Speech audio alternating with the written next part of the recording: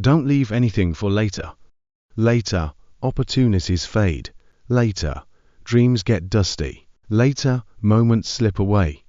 And we're left wondering why we didn't seize them when they were fresh and vibrant. Life doesn't wait for the perfect moment, it unfolds in the now, in each breath, in each choice we make. In this transformative journey, we'll explore how embracing the present moment can revolutionize your life, relationships, and achievements. The power of now isn't just about time management. It's about living fully, loving deeply, and creating the life you want without the burden of postponement. Chapter 1.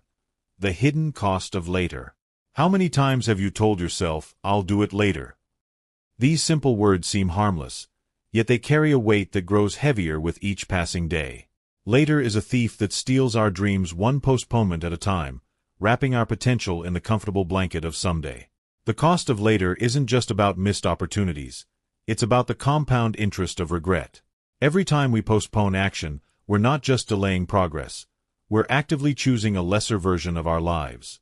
The presentation will prepare tomorrow, the conversation will have next week, the dream will pursue next year.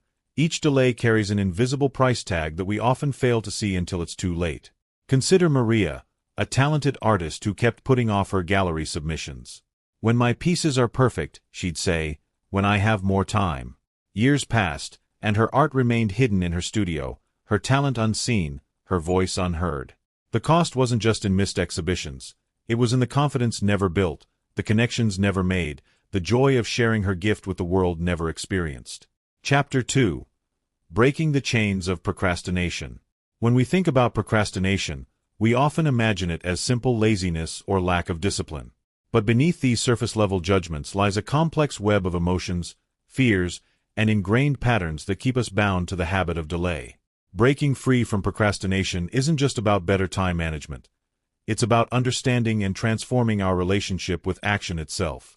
Think about a time when you've put something off. Perhaps it was an important phone call, a creative project, or a difficult conversation. What emotions arose when you thought about taking action? For many of us, postponement isn't about the task itself. It's about avoiding the uncomfortable feelings that come with facing it. Sarah, a successful executive, found herself repeatedly delaying crucial business decisions. "I told myself I needed more data, more time to think it through," she shared. "But what I really needed was to face my fear of making the wrong choice." Sarah's story reflects a common truth. Procrastination often masquerades as perfectionism, analysis, or prudence, when it's really about avoiding emotional discomfort. Breaking the chains of procrastination requires us to develop a new relationship with discomfort. Instead of seeing it as something to avoid, we can learn to view it as a signal that we're growing, challenging ourselves, and moving toward something meaningful. Every time we choose action over delay, we strengthen our ability to face future challenges with courage and clarity. Chapter 3. The Psychology of Now. The present moment is where all power resides, yet our minds constantly pull us away from it. We replay past events or rehearse future scenarios, missing the only moment where change is possible: now. Understanding the psychology of presence reveals why staying in the now can feel so challenging and, more importantly, how we can develop this vital skill. Our brains are wired to time travel, to learn from the past and plan for the future. This ability has helped our species survive, but in modern life, it can become a source of endless anxiety and missed opportunities. The key lies in understanding when this mental time travel serves us and when it becomes an escape from meaningful action. Consider the story of David, a writer who struggled with starting his novel. "I spent years planning the perfect story in my head," he explained. "I had elaborate character backgrounds, detailed plot outlines, and countless notes. But I never wrote the actual book." David's experience illustrates how future-focused thinking, while valuable for planning, can become a substitute for present-moment action. The psychology of now teaches us that presence isn't about ignoring the past or future. It's about engaging with them productively while maintaining our primary focus on the present moment. When we understand this, we can use our memories and aspirations as tools rather than letting them become distractions from current action. Chapter 4. Creating Momentum Through Immediate Action. Momentum is a powerful force that can transform hesitation into unstoppable progress. But here's the paradox. Momentum doesn't create itself. It begins with a single step, often a small one, taken right now. Understanding how to generate and maintain momentum through immediate action is key to achieving any meaningful goal. Think of momentum like a flywheel. The first push is always the hardest, requiring the most energy and courage. But with each subsequent action, the wheel turns more easily, building its own forward motion. This principle applies to everything from starting a business to developing a new habit. Take Marcus, a fitness trainer who helped countless clients break through their initial resistance to exercise. The biggest mistake people make, he observed, is waiting to feel motivated before taking action. But motivation follows action, not the other way around. Marcus taught his clients to focus on taking one small step, putting on their workout clothes, walking for just 5 minutes, or doing a single push-up. These tiny actions, taken immediately, created the momentum that led to lasting change. The power of immediate action lies not just in what it accomplishes, but in how it transforms our relationship with possibility. Each time we choose action over delay, we prove to ourselves that we are capable of change, that we have the power to shape our circumstances rather than being shaped by them. Chapter 5. Building Unshakable Confidence Through Present-Moment Decisions. Confidence isn't something we're born with. It's built, decision by decision, action by action, in the present moment. Many of us believe that confidence comes before action, that we need to feel ready before we can move forward. But the truth reveals a different path. Confidence is the result of taking action, not its prerequisite. Each time we choose to act in the present moment, we deposit a small amount into our confidence bank. These deposits compound over time, creating a reservoir of self-trust that we can draw from in challenging moments. Like building muscle, building confidence requires consistent exercise. The exercise of making decisions and taking action now, not later. Jason, a public speaker, discovered this truth through experience. I used to think I needed to feel confident before giving speeches, he shared. I waited for that magical day when nervousness would disappear. But that day never came. Instead, I learned to take action while being nervous. Each speech, each moment of pushing through fear, built my confidence more than any amount of preparation could. The present moment offers countless opportunities to build confidence. Every time we choose action over hesitation, face a fear instead of avoiding it, or make a decision instead of waiting for perfect clarity, we strengthen our confidence muscle. These moments might seem small. Sending that email, making that call, sharing that idea. But their cumulative effect is transformative. Chapter 6. Transforming Relationships Through Present Awareness. Our relationships often suffer not from lack of love or care, but from lack of presence. How many conversations have we had while our minds were elsewhere? How many precious moments have we missed because we were distracted by thoughts of the past or future? The quality of our relationships directly reflects our ability to be fully present with others. Present awareness in relationships means giving someone the gift of our undivided attention. It means listening not just to respond, but to understand. It means being fully available in the moment, without the barrier of mental distractions or preoccupations. Consider Anna and Michael's story. Their marriage was struggling not because they didn't love each other, but because they had stopped being truly present with one another. We were physically in the same room, Anna recalled, but mentally, we were worlds apart. Always thinking about work, errands, or problems to solve. We had to learn to create moments of real connection by simply being present with each other. The transformation began when they committed to small moments of complete presence. 10 minutes of undistracted conversation each morning, shared meals without phones, or simple walks where they focused solely on each other. These present moment connections became anchors in their relationship, creating deeper intimacy and understanding. Chapter 7. The Art of Immediate Decision-Making. Decision-making often becomes a source of paralysis when we overanalyze and postpone choices. The art of immediate decision-making isn't about being impulsive. It's about developing the wisdom to know when enough information has been gathered and when action must take precedence over further analysis. Think of decisions like doors. Behind each one lies a path of possibility, but we can only discover what's there by opening the door and stepping through. When we postpone decisions, we stand in the hallway of life, surrounded by closed doors, imagining what might lie behind them instead of finding out through action. Lisa, an entrepreneur, learned this lesson when starting her business. I spent months researching market conditions, competitors, and potential problems, she said. But no amount of research could show me what I learned in my first week of actually running the business.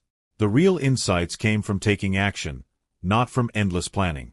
The art of immediate decision-making involves understanding the difference between decisions that truly need time and those we're postponing out of fear or habit. Most decisions in life don't require perfect information. They require sufficient information and the courage to move forward. Chapter 8. From Paralysis to Power. Overcoming Analysis Paralysis. Analysis paralysis is the modern mind's favorite trap. In an age of endless information and infinite choices, we often find ourselves frozen in place, overwhelmed by options and afraid of making the wrong choice. But what if this very paralysis is costing us more than any wrong decision ever could? Consider the paradox of choice. While having options seems empowering, too many choices can actually diminish our happiness and prevent action. Every day, we face hundreds of decisions, from the mundane to the life-changing. The key isn't to analyze each one perfectly, but to understand which decisions truly deserve our deep consideration and which ones we're using as an excuse to avoid action. Mark, a talented photographer, spent years researching camera equipment, reading reviews, and comparing specifications. "I told myself I needed the perfect camera before I could start my photography business," he revealed. But while I was analyzing equipment, other photographers were out there building their portfolios with whatever cameras they had. I realized I wasn't really researching. I was hiding. Breaking free from analysis paralysis requires a fundamental shift in how we view decision-making.